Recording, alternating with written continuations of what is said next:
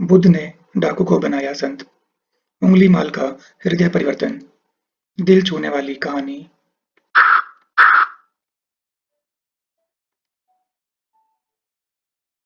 डाकू उंगली माल लोगों को मारकर उनकी उंगलियों की माला बनाकर पहनता था। इस कारण उसका नाम उंगली माल पड़ा। लेकिन भगवान बुद्ध से मिलने के बाद वह डाकू से संत बन गया।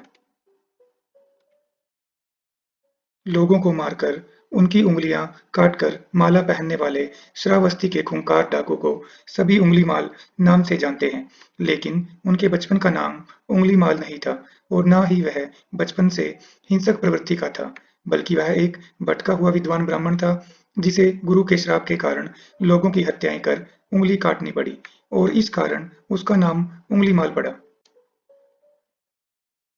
उंगली माल का नाम अहिंसक रखा गया था।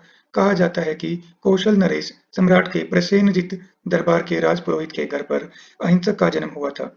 उसके जन्म से पूरे घर पर आनंद ही आनंद था। लेकिन जब परंपरा के अनुसार बालक के जन्म कुंडली बनवाने के लिए सभी राज्य ज्योतिषी के पास गए तो भविष्यवाणी सुनकर हैरान रह गए।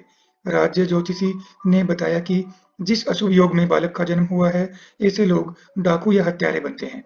यह सुनकर सभी के पैरों तले जमीन खिसक गई। तब परिवार वालों ने युग प्रचलित तर्क वितर्कों का सहारा लेते हुए यह निश्चय किया कि क्यों न बालक का नाम अहिंसक रख दिया जाए। यदि उसे बार-बार इस नाम से पुकारा जाएगा, तो उसके मन में कभी हिंसा की भावना नहीं आएगी। अहिंसक बचपन से ही सीखने समझने और मेधावी और कुशाग्र था।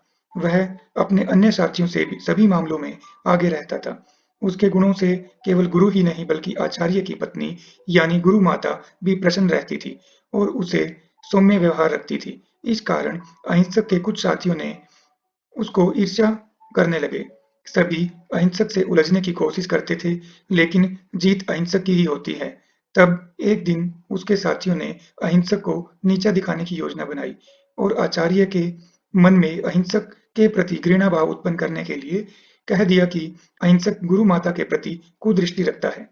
यह सुनकर आचार्य जी का क्रोध नियंत्रण में नहीं रहा और उन्होंने अहिंसक से कहा कि तुम में ब्राह्मण पुत्र कहलाने की योग्यता नहीं है। आचार्य ने हिंसक को आदेश दिया कि तुम्हारी अंतिम शिक्षा तभी पूरी होगी जब तुम 100 व्यक्तियों की उंगलियां काट कर लाओगे और तभी तुम्हें दीक्षा मिलेगी। आचार्य के आदेश का अहिंसक इसका धर्मानुकूलन पालन करने लगा और हत्यारा बन गया। अहिंसक को डाकू उंगली माल कहा जाता है क्योंकि आचार्य के आदेश पर वह लोगों को मारकर उनकी उंगलियां काटने लगा। वह श्रावस्ती के जंगल में जाकर लोगों की हत्याएं करने लगा।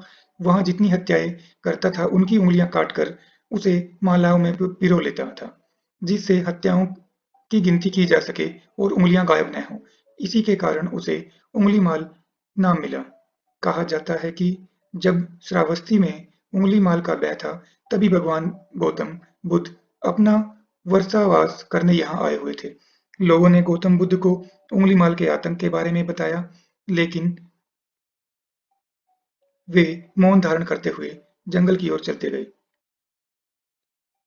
तभी पीछे से आवाज आई, रुक जा, कहाँ जा रहा है? बुद्ध ठहर गए और पीछे मुड़कर देखा तो उंगलीमाल खड़ा था और उनके गले में मृत लोगों की उंगलियां की माला लटक रही थी। उसके डरावने रूप को देख भी बुद्ध शांत और सरल थे। बुद्ध ने मधुर स्वर में कहा, मैं तो ठहर गया, भला तू कब ठहरेगा? बुद्ध की निडरता और चेहरे पर तेज देख उंगलीमाल ने कहा, हे सन्यासी, क्या तुम्हें मुझसे डर नहीं लग रहा? देख, मैंने लोगों को मारकर उनकी उंगलियों की माला पहनी है। बुद्ध बोले, भला तुझसे क्या डरना? डरना ही है तो उससे डरो जो सच में ताकतवर हो। इस पर उंगलीमाल बोला, मैं एक बार में 10 लोगों का सर काट सकता हूँ। बुद्ध बोले, अगर तुम सच में ताकतवर हो तो जाओ, पेड़ के 10 पत्ते तोड़ लाओ। उंगलीमाल ने तुरंत पेड़ के 10 पत्ते तोड़ डाले और कहा, इसमें क्या है? कहो तो मैं पूरा पेड़ ही उखाड़ लाऊं। बुद्ध ने कहा, पेड़ उखाड़ने की आवश्यकता नहीं है। अगर तुम सच में ताकतवर हो, तो इन तोड़े हुए पत्तियों को वापस पेड़ में जोड़ दो। इस पर उंगलीमाल बोला, भला टूटे हुए पत्ते कैसे जुड़ सकते हैं? बुद्ध ने सरलता से कहा, जिस चीज को तुम जोड़ नहीं सकते, उसे तोड़ने का अधिकार तुम्हें कैसे मिला? यदि तुम मनुष्य का सिर जोड़ नहीं सकते, तो उसे काटने में कैसी बहादुरी? यह सुनकर उँगलीमाल अवाक रह गया और बुद्ध से कहा, मुझे अपनी शरण में ले लीजिए।